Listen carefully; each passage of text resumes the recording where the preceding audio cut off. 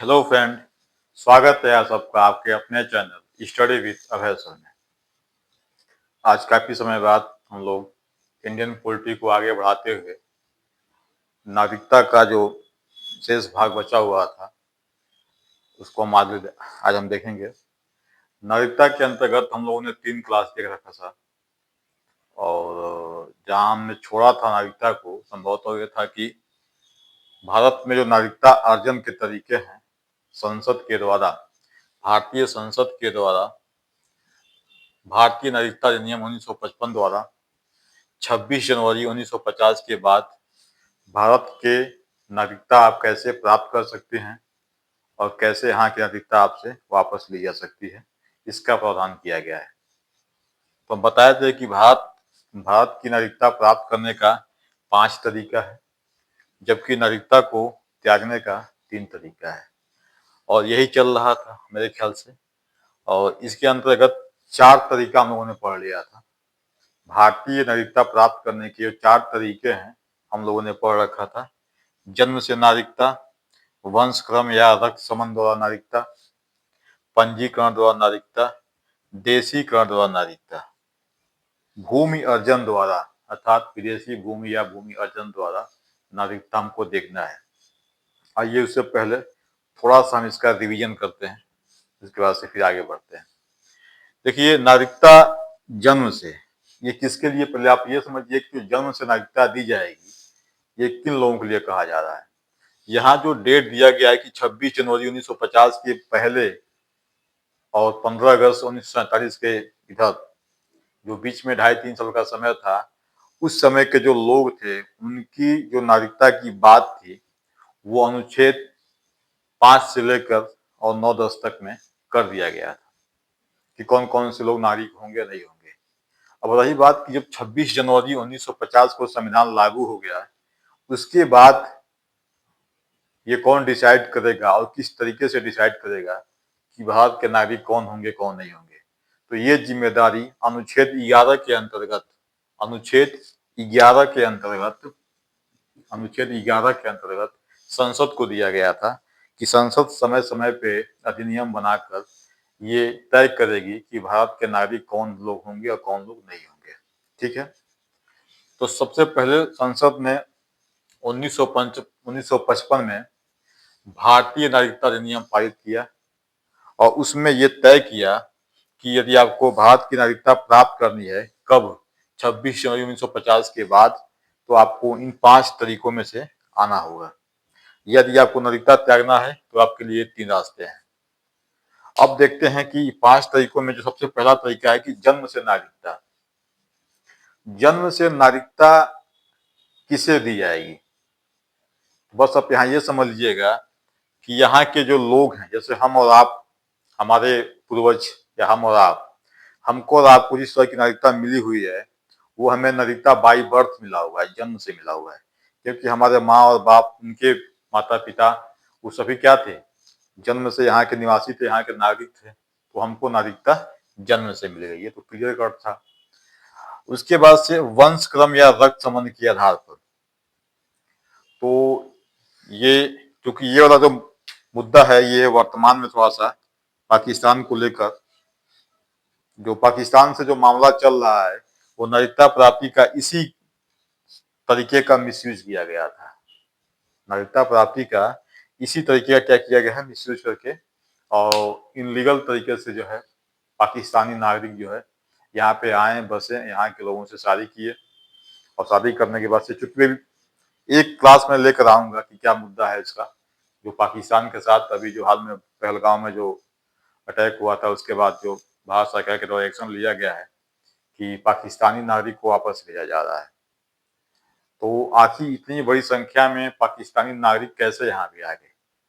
वो भारतीय संविधान का कौन सा, नागरिकता का कौन सा ऐसा प्रावधान था जिनको वो रास्ता दे दिया कि वो लोग यहाँ पे आए और यहाँ पे आकर क्या किए, शादी किए, विवाह किए या फिर घुसपैठिए के रूप में जैसे भी रहे। ठीक है, तो ये रक्त या, तो पाकिस्तान, स्पेशली आप समझिए कि पाकिस्तान बांग्लादेश के वैवाहिक संबंध से उत्पन्न जो बच्चे या जो व्यक्ति हैं उनके संबंध में जो है नागरिकता का प्रावधान इसमें किया गया है। ठीक है, जैसे मान लीजिए कि पहले कहा गया कि यदि यहाँ का कोई व्यक्ति है, यहाँ कोई व्यक्ति किसी विदेशी महिला से शादी करता है, उसका बच्चा उत्पन्न होता है, तो उसको पिता के बिहाफ पे क्या है, नागरिकता मिल जाएगी। फिर ये कहा गया तो भाई ये तो केवल पितृसत्तात्मक दिखाई दे रहा है। अगर मान लीजिए कि यहाँ की लड़की अगर जाकर कहीं बाहर शादी कर ले तो उसके बच्चों को क्या नागरिकता नहीं मिलेगी, नहीं मिलेगी। और सबसे बड़ा मिसयूज इसी का हुआ है कि यहाँ की लड़की बाहर जाके शादी कर ले तो उसके बच्चों को भी नागरिकता उसके माता के आधार पे मिल जाएगा, उसके माँ के आधार पे मिल जाएगा। तो उसके माँ के आधार पे नागरिकता मिलने का ये रीजन है कि जैसे अब यहाँ की क्या है कि कश्मीर या अन्य जगह के जो लोग हैं, यहाँ की जो मुस्लिम कम्युनिटी की महिलाएं हैं, वो पाकिस्तान में उनकी शादी हो गई। शादी होने के बाद से भाई नियम तो ये होता है कि शादी हो गई तो आप अपने कहीं की भी लड़की हो, शादी होती है तो अपने ससुराल जाती है और वहाँ क्या होता है, वो अपना सब कुछ हिसाब किताब सेट करती है और अपना परिवार बसाती है। लेकिन इस प्रावधान का मिसयूज करके ये किया गया कि कश्मीर सहित अन्य जो बांग्लादेश आसपास में जो इलाके हैं, वहाँ पे क्या हुआ कि यहाँ के भोली भाली जो गरीब मुस्लिम परिवार थे, यहाँ की बच्चियों से शादी कर कर वो घुसपैठिए और बच्चा पैदा करके यहाँ से वापस चले गए। फिर 2 4 6 महीने में अपने पास वापस बुलाए पाकिस्तान या बांग्लादेश। फिर मतलब ऐसे क्या कि से बच्चा पैदा करना और अपनी आबादी वहां बढ़ाना, ये इसका मिसयूज किया गया है यहाँ पे। और इसी तरीके का क्या है, विरोध किया गया है। और वो वही बच्चे हैं जो 1992 में ये प्रावधान किया गया था कि नहीं, माता के आधार पे भी, माँ के आधार पे भी नागरिकता दी जा सकती है 1992 में। तो 1992 की बात से लगातार इसका मिसयूज किया गया है। और कब तक किया गया, 2019 तक किया गया है। तो 1992 से लेकर 2019 के बीच में जो बच्चे पैदा हुए हैं ऐसे दंपति से, वो अपने माँ के नागरिकता के आधार पे क्या किए, भारत के नागरिक बन गए हैं। और यही सबसे बड़ी समस्या की जड़ है। और ऐसे ही लोगों को वापस भेजा जा रहा है। ठीक है। पंजीकरण द्वारा मतलब कहता है कि जो भारतीय मूल के जो निवासी हैं उनके बच्चे। तो भारतीय मूल के निवासी मतलब क्या हो जाएगा, भारतीय मूल के निवासी का मतलब हो जाएगा कि कोई अमेरिका रह रहा है, यूरोप रह रहा है, उनके पूर्वज यहाँ से गए, ठीक है, तो 2 4 पीढ़ी पहले गए और उसके बाद अब उनको क्या है कि उनको यहाँ रहना है। अब उनको यहाँ रहना है तो उससे क्या करना है कि अब उनको यहाँ नागरिकता चाहिए, यहाँ की उनको यहाँ की नागरिकता चाहिए। तो फिर उनके लिए प्रावधान क्या किया गया, पंजीकरण के द्वारा किया गया है। देशीकरण मतलब होता है कि विशुद्ध विदेशी। देशीकरण का मतलब होता है कि विशुद्ध विदेशी। विशुद्ध विदेशी का मतलब ये होता है कि जिस व्यक्ति का भारत से दूर दूर तक कहीं कोई संबंध नहीं है, यदि वैसा व्यक्ति भी भारत की नागरिकता लेना चाहता है तो उसको नागरिकता आसानी से दे दी जाएगी। अब ये भूमि अर्जन द्वारा, तो अब आइए देखते हैं आज का जो है भूमि अर्जन। भूमि अर्जन द्वारा ये नाम से ही स्पष्ट है, भूमि अर्जन द्वारा।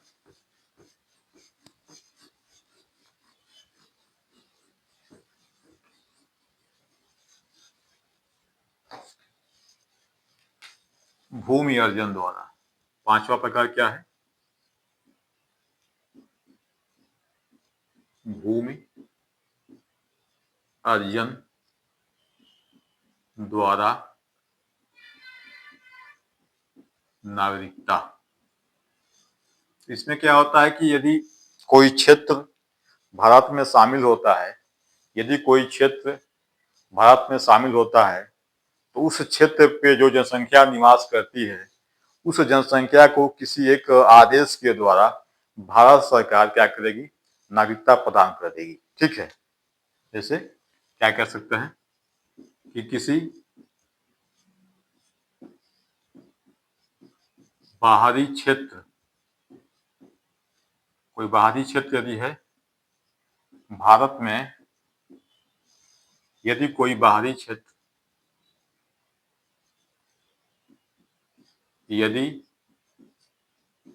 कोई बाहरी क्षेत्र भारत में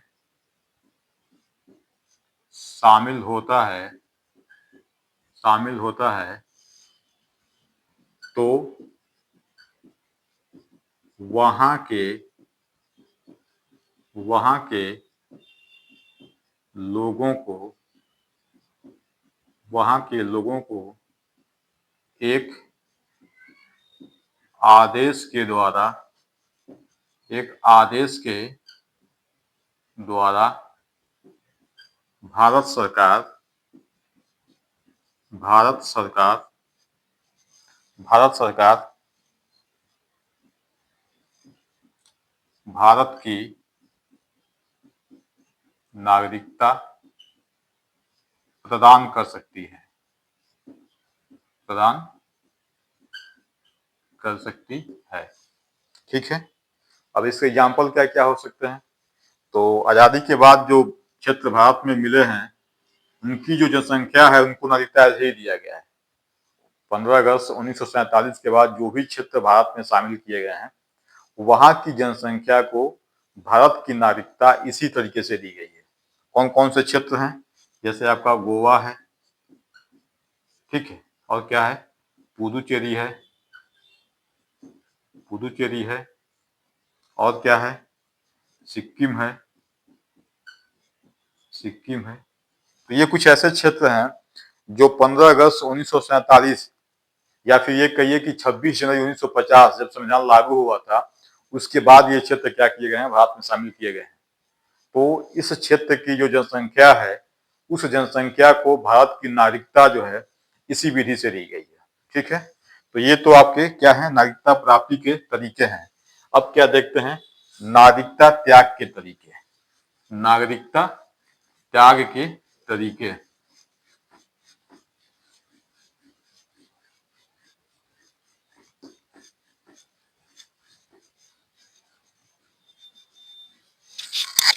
नागरिकता त्याग के तरीके।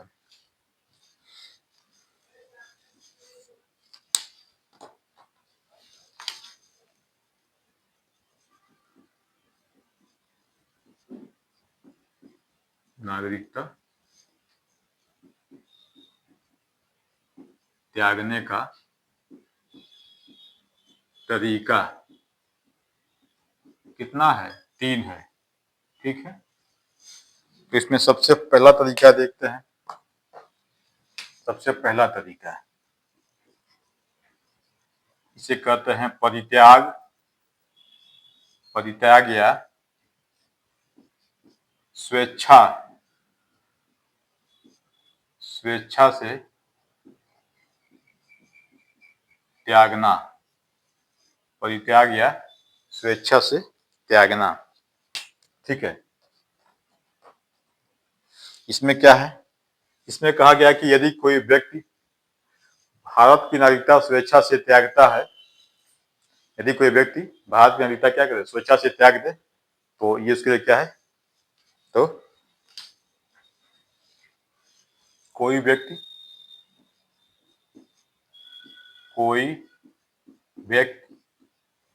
स्वेच्छा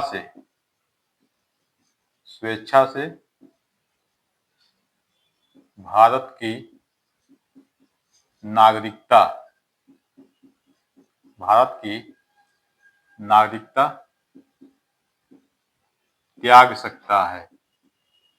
त्याग सकता है। ठीक है। ध्यान दिया कि जो व्यक्ति नागरिकता त्याग रहा है भारत का, यदि उसकी शादी हो गई है, उसके बच्चे हैं, वो बच्चे नाबालिग हैं, तो उस बच्चों की भी नागरिकता क्या हो जाएगी, समाप्त हो जाएगी। यदि इनका कोई बच्चा है, इनके नाबालिग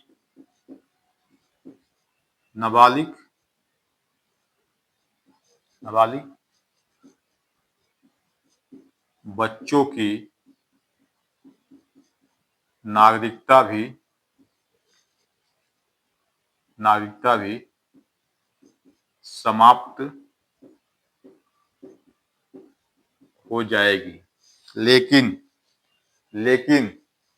यही बच्चा जब बालिग अर्थात जब वो 18 वर्ष का हो जाएगा, तो यदि वो चाहे तो नागरिकता प्राप्त कर सकता है। बच्चा बालिग होगा तो चाहे तो भारत की नागरिकता ग्रहण कर सकता है। ग्रहण कर सकता है। ठीक है। यहां तो समझ में आ गया। तो पहली विधि क्या है नागरिकता त्यागने की? स्वेच्छा से। जैसे मान लीजिए कि हम इंडिया से बाहर या कोई भी इंडिया से बाहर जा रहा है, अच्छा जॉब पा गया, वहीं का एटमोस्फियर उसको भा गया, तो वो अपना क्या नागरिकता वहां ग्रहण कर लिया। जब वहां का नागरिकता ग्रहण कर लिया तो अपना त्याग छोड़ देगा। ठीक है। अब दूसरी विधि क्या है? ये तो स्वेच्छा से आप त्याग दिया नागरिकता। दूसरी विधि क्या है नागरिकता त्यागने की?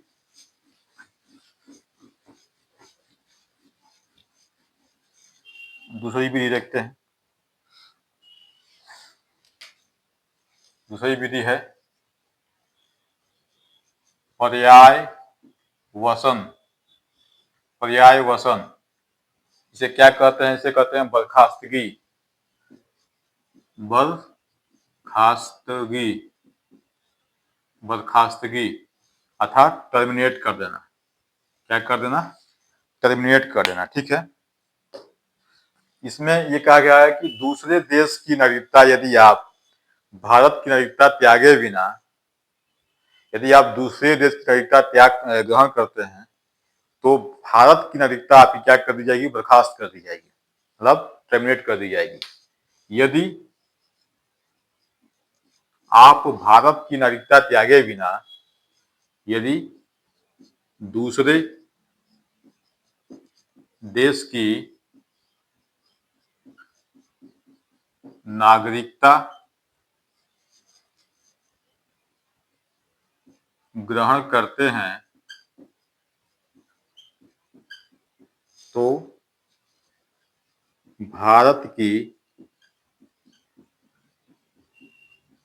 नागरिकता भारत की नागरिकता भारत की नागरिकता क्या कर दी जाएगी? टर्मिनेट कर दी जाएगी। ठीक है, बर्खास्त, टर्मिनेट कर दी जाएगी। ठीक है, बर्खास्त कर दी जाएगी। ठीक है। अब इसमें 2003 में थोड़ा सा कुछ देशों के लिए छूट दिया गया। इस वाले प्रावधान में 2003 में नोट करके आप यहाँ देख सकते हैं। इस वाले प्रावधान में 2003 में कहा गया कि कुछ देशों की लिस्ट दी गई है, जैसे कनाडा हो गया, यूएसए हो गया। ठीक है, वहां की नागरिकता आप ले सकते हैं भारत की नागरिक रहते हुए, लेकिन ध्यान ये रखना है कि जब आप वहां की नागरिकता लेंगे तो जो भारत के पूर्ण नागरिक हैं उनको जो अधिकार दिया गया है, पूर्ण नागरिक अधिकार, उतना अधिकार आपको नहीं दिया जाएगा। उतना अधिकार आपको नहीं दिया जाएगा। ठीक है, जैसे चुनाव लड़ना हुआ, मतदान करना हुआ, जो मेन अधिकार आपका है, जो नागरिकता का जो मूल अधिकार है, उससे आपको वंचित कर दिया जाएगा। ठीक है। तो जाति में क्या कहा गया था कि इसे कुछ देश हैं, जैसे एग्जाम्पल में कनाडा हो गया, ठीक है, यूएसए हो गया, इसके साथ जो है आप इंडिया की नागरिकता ले सकते हैं, लेकिन ध्यान रखिएगा वो नागरिकता पूर्ण नागरिकता नहीं होगी। जैसे हमारी और आपकी नागरिकता है, उस तरह की नागरिकता वो नहीं होगी। ठीक है। और एक चीज और है कि नागरिकता, जैसे मान लीजिए कि आप त्याग रहे हैं या बर्खास्त हो रहे हैं या स्वेच्छा से दे रहे हैं, तो ऐसे कंडीशन में नागरिकता, यदि युद्ध की स्थिति है देश में, यदि देश में युद्ध की स्थिति है, तो ऐसे कंडीशन में आपकी जो नागरिकता त्यागने का प्रस्ताव है, जो फार्म है, वो लंबित रहेगा। कब तक? जब तक युद्ध का माहौल रहेगा। जब तक युद्ध का माहौल रहेगा, आपके नागरिकता त्यागने का जो फॉर्म है या जो प्रक्रिया है वो लंबित रहेगी। ठीक है, मतलब युद्ध के दौरान आप नागरिकता नहीं त्याग सकते हैं। वो राष्ट्र की सुरक्षा को ध्यान में रखकर ऐसा प्रावधान किया गया है। ठीक है, तो ये आपका दूसरा हो गया। अब तीसरा देखते हैं, लास्ट, थोड़ा सा बड़ा है और सबसे ज्यादा सरकार को पावर इसी से है। ये क्या है? वंचन, वंचित कर देना। क्या है ये? वंचित कर देना।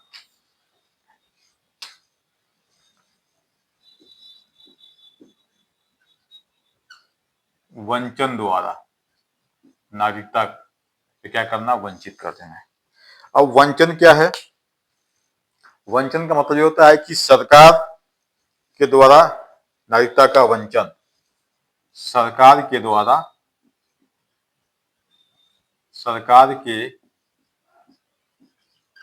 द्वारा नागरिकता का वंचन। अब ये कौन से नागरिकता का वंचन करेगी सरकार? जो नागरिकता प्राप्ति के 5 तरीके आपको बताए गए हैं, क्या वो पांचों तरीके से जो नागरिकता मिला है सबको वंचित कर देगी, या इसमें से 2, 3, 4 या 1, 2? मतलब जो नागरिकता अर्जन के जो 5 तरीके बताए गए हैं, क्या आपकी नागरिकता पांचों तरीके में से किसी भी तरीके से वो आपको वंचित कर देगी? नहीं। जैसे जन्म से जो आप नागरिकता आपको मिला हुआ है, उससे आपको ये सरकार आपको वंचित नहीं कर सकती है। जैसे हमारी आपकी नागरिकता क्या है? जन्म से है। तो हमारी और आपकी नागरिकता का लोप या नागरिकता को छीनने का कार्य सरकार इस विधि से नहीं कर सकती है। सरकार नागरिकता का वंचन 2 ही विधि से कर सकती है, 2 ही विधि से कर सकती है। ठीक है, तो ध्यान रखिएगा, यदि आपकी नागरिकता पंजीकरण द्वारा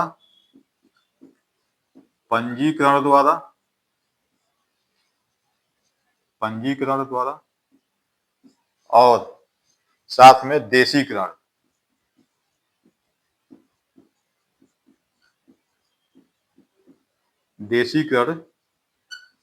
द्वारा आपने नागरिकता प्राप्त की है, तो ऐसे नागरिकता को द्वारा प्राप्त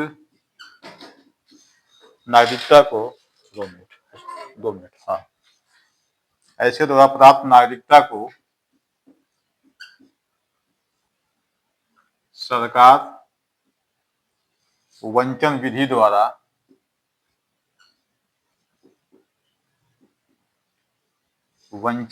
द्वारा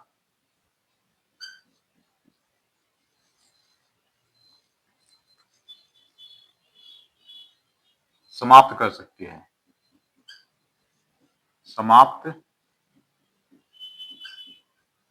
कर सकती है। ठीक है, समझ में आया? अर्थात यदि नागरिकता आपका विदेशी भूमि अर्जन है, जन्म से है, तो ऐसे लोगों को सोचना नहीं है, ऐसे लोगों को चिंतित नहीं होना है। यदि आपकी नागरिकता बाई बर्थ है तो आपको घबराने की आवश्यकता नहीं है। ये किसके लिए प्रावधान किया गया है? जो रजिस्ट्रेशन के माध्यम से आए हैं, या फिर जो देशीकरण के माध्यम से आए हैं, या अन्य विधि से आए हैं। ठीक है, ये हो गया। अब इसका आधार, वंचन किस किस आधार पे कर सकते हैं, मतलब कैसे, कौन कौन सा आप काम करेंगे, कौन कौन सा ऐसे इनलीगल काम करेंगे जिस आधार पे सरकार इस विधि का प्रयोग करके आपकी नागरिकता छीन सकती है। आप वो कौन कौन से इनलीगल कार्य यदि लिप्त हैं, तो सरकार क्या करेगी? इस विधि का प्रयोग कर कर और आपकी नागरिकता को छीन सकती है। तो आधार देखते हैं, 2-4 आधार हैं। ठीक है, आधार देखते हैं कि कौन कौन से आधार पे आपकी नागरिकता छीनी जा सकती है।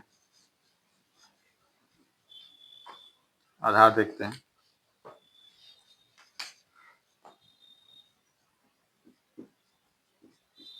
यदि आपने फर्जी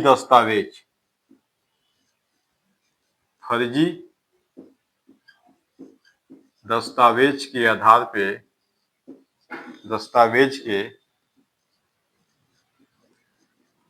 आधार पर नागरिकता ग्रहण की है,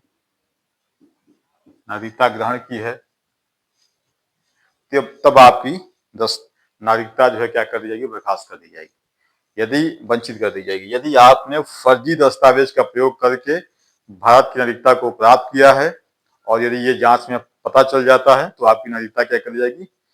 समाप्त कर दी जाएगी। दूसरा क्या है?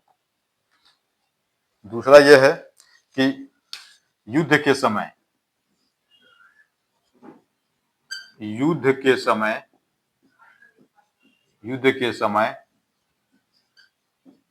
शत्रु देश के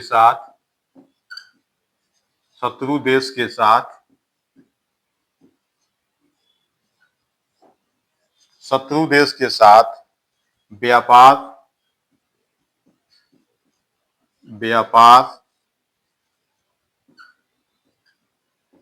संपर्क साधना या कोई गुप्त सूचना साझा करना,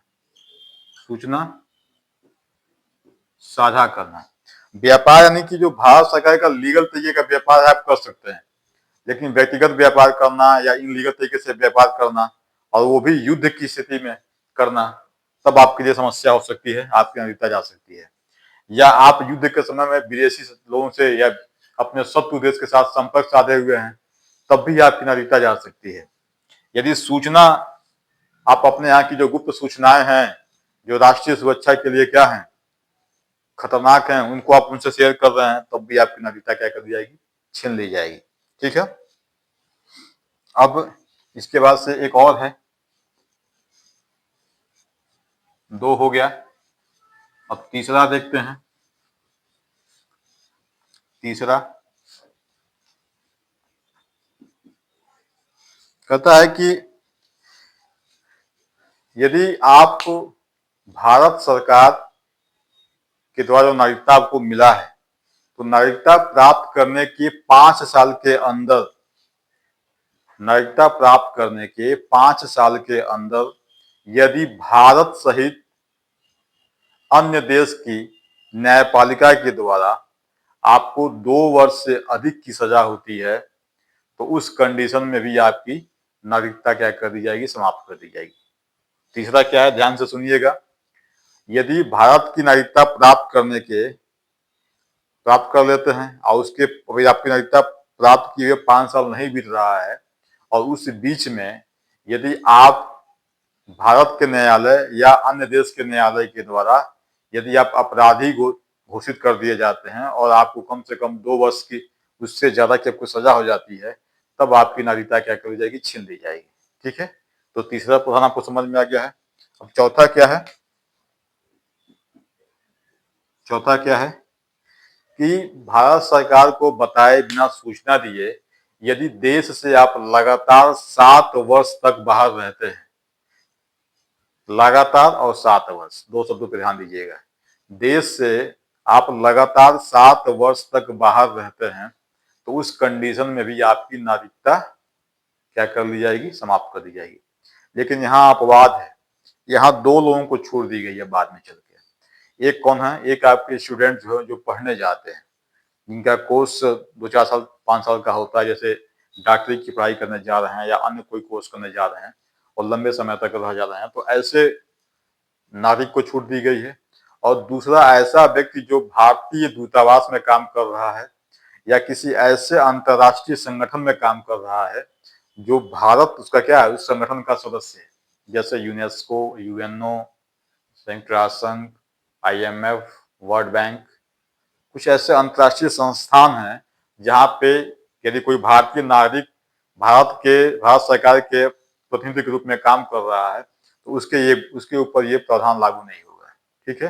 तो जो विद्यार्थी हैं उनके ऊपर लागू नहीं होगा और साथ में जो भारत सरकार के एम्प्लॉय हैं जो विदेश में काम कर रहे हैं उन पर लागू नहीं होगा। ठीक है, ये हो गया।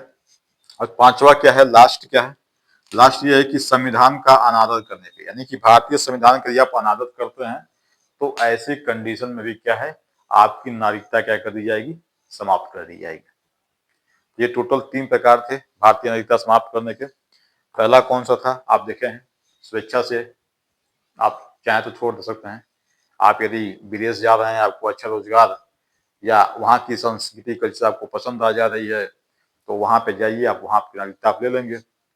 और यदि आप वहाँ की नागरिकता ग्रहण करते हैं और आपका बच्चा जो कि 18 वर्ष का नहीं हुआ है, अर्थात कभी बालिग नहीं है, तो वो चूंकि आपके साथ ही जाएगा, तो उसकी भी नागरिकता क्या है, समाप्त मानी जाएगी। हाँ, यदि वो बच्चा बालिग होता है 18 वर्ष के बाद, जब वो स्वयं अपने बारे में निर्णय लेने के लिए कैपेबल हो जाता है और उसकी इच्छा है कि हम भारत के नागरिक बनना चाहते हैं, तो उसके माँ बाप क्योंकि भारत का नागरिक कभी रह चुके हैं, भारतीय मूल के रह चुके हैं, तो उस बिहाफ पे क्या कर सकता है कि उसको नागरिकता यहाँ मिल सकती है। दूसरा क्या था, पर्यायवसन या बर्खास्तगी, जिसे टर्मिनेशन कहते हैं। तो उसमें क्या होता था कि आप भारत सरकार को बगैर सूचना दिए या भारत की नागरिकता को बगैर त्यागे आप किसी अन्य देश की नागरिकता के लिए ग्रहण करते हैं, तो आपकी नागरिकता को क्या कर दिया जाएगा, टर्मिनेट कर दिया जाएगा। ठीक है। और नागरिकता यदि आप छोड़ रहे हैं तो ये सामान्य काल की प्रक्रिया है। सामान्य काल की। युद्ध काल में आप ऐसा नहीं करेंगे। युद्ध काल में यदि आप नागरिकता छोड़ रहे हैं तो उस प्रोसेस को लंबित किया जाएगा कब तक, जब तक कि युद्ध की स्थितियां ना टल जाए। आप ये सोचिए कि पाकिस्तान चीन से युद्ध छिड़ गया है और आप नागरिकता छोड़ के और यहाँ सोचे कि पलायन कर जाए, नहीं। आप यहाँ के नागरिक हैं, आपका कर्तव्य है कि राष्ट्र के लिए जब अभी राष्ट्र आपको आह्वान करे तो आप अपनी सेवा राष्ट्र को देंगे, ठीक है। और तीसरा क्या है, वंचन करना। तो वंचन, वंचित करना। वंचित किस पे किया जाता है, यदि आप देश विरोधी गतिविधियों में शामिल हैं। और देश विरोधी गतिविधियां कौन कौन सी हमने आपको बताया है कि आप संविधान का अनादर कर दे रहे हैं तब आपकी नागरिकता छीन ली जाएगी, ठीक है। तो ये तमाम चीजें जो आपको बताई गई हैं, ये नागरिकता त्यागने का क्या है, तरीका है। तो क्लास कैसा लग रहा है कमेंट के माध्यम से बताइएगा। एक क्लास और आपका नागरिकता पे आएगा। जो 2015 का संशोधन हुआ था वो महत्वपूर्ण है आपके लिए, 2019 का हुआ था वो महत्वपूर्ण है। तो इन दोनों संशोधन पे क्या करना है आपको क्लास मिलेगा। और एक क्लास, छोटा ही क्लास में लेकर आऊंगा जो, क्योंकि नागरिकता आप लोग पढ़ रहे हैं और भारत पाकिस्तान का जो मामला इस समय चल रहा है, जो आप देख रहे हैं बॉर्डर पे, बाघा बॉर्डर और तमाम जो सीमाएं लगी हुई हैं भारत पाकिस्तान पे, तो उस समय जो लोगों का भीड़ है, कुछ लोग यहाँ से वहां जा रहे हैं, अधिकतर लोग यहाँ से उधर ही जा रहे हैं, कम बहुत कम उधर से जा रहे हैं। तो आखिर ये कौन से ऐसे लोग हैं और कौन से प्रावधान का दुरुपयोग कर ये लोग भारत में पिछले 30-35-40 सालों से रह रहे हैं। और जब ये घटना घटी, इस घटना पर जब ये एक्शन लिया गया तो सरकार को उम्मीद थी कि 2-4-10 हजार रुपया होंगे। ये लाखों की संख्या में है, लाखों की संख्या में है। और यदि अभी तो पाकिस्तानी नागरिकों को भेजा जा रहा है, अगर बांग्लादेशी नागरिकों को भी भेजा जाए तो ये संख्या करोड़ों में हो जाएगी।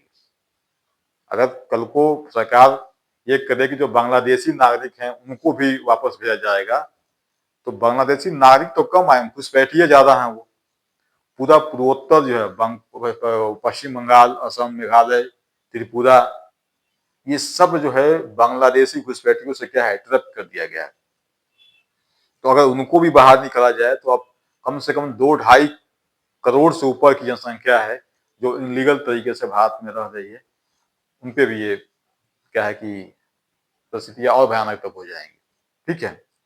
तो फिलहाल ये सरकार का काम है, सरकार अपने हिसाब से काम कर रही है। हमें और आपको एक जिम्मेदार नागरिक के रूप में क्या करना है कि सजग रहना है, अपने आसपास गतिविधियों पर निगाह रखना है और राष्ट्र विरोधी जो ताकतें हैं उनके झांसे में नहीं आना है, ठीक है। तो मिलते हैं अगले क्लास में, तब तक के लिए जय हिंद, जय भारत।